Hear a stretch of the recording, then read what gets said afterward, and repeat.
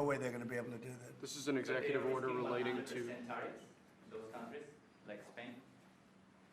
As a BRICS nation, yes. They'll have 100% tariff if they so much as even think about doing what they thought. Can you explain how is Which, and therefore they'll give it up. Executive orders are a key tool for any U.S. president wanting to make their mark on government policy, and it appears that Donald Trump will waste no time on his return to the White House. He is expected to sign more than 200 executive actions on Monday. These will include executive orders, which are legally binding, and other presidential directives like the proclamation, which are usually not. Now, what is an executive order? It is a written order issued by the president to the federal government which does not require congressional approval. Donald Trump has signed sweeping executive orders on his return to the U.S. presidency, vowing swift action on some of his top campaign issues. Among the directives that have gained the most publicity are an immigration crackdown and rollbacks of some climate-friendly policies. But even presidential powers have their limit, and in some cases, he faces hurdles before his plans can become reality. Here are the 6 of Trump's eye-catching of the Trump executive orders. First, declaring drug cartels as foreign terrorist organizations. This order argues that cartels have engaged in a campaign of violence and terror throughout the hemisphere and flooded the U.S. with crime, posing a national security risk to the U.S.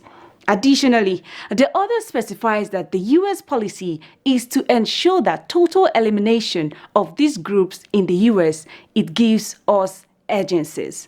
Now, 14 days to approve recommendation on which groups are to be designated and be ready to expedite the removal of individuals from the U.S. Second of this order, pulling out of Paris Climate Accord. The executive order asks the U.S. ambassador to the UN to immediately submit a formal written request to withdraw from the Paris Climate Agreement.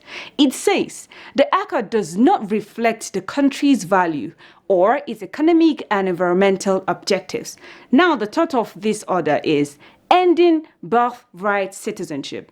This order aims to end birthright citizenship from children born in the U.S. to immigrant parents who are in the country illegally, as well as those born to parents who are in the country on a temporary basis.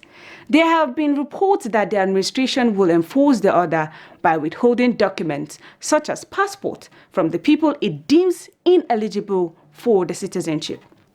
Now, the fourth of this order is withdrawing from World Health Organization, that's the WHO. This order says the U.S. was withdrawing due to the organization's mishandling of the COVID-19 pandemic. Trump's long-held antipathy towards the WHO is rooted in a perception that it was dominated by and so soft on China, which the president has long believed it was responsible for the spread of the virus. Now, the number 5 is renaming Gulf of the Mexico.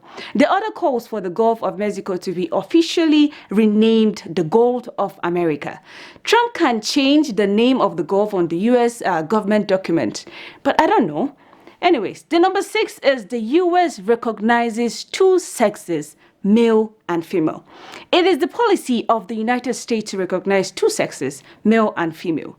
These sexes are the changeable and are grounded in fundamental and controvertible reality. It says, adding that the federal government will use the term sex, not gender identity.